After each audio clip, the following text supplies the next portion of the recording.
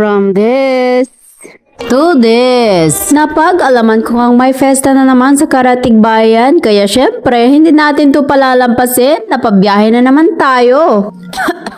Hindi man maganda ang aking boses ngayon kasi inuubo tayo, pero voice over Japon tayo. Ganyan talaga ang buhay, go lang ng go.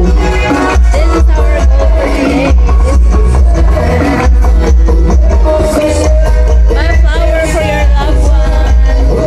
As usual, kakain muna ako bago mag-start sa trabaho para may lakas sa pagtitinda.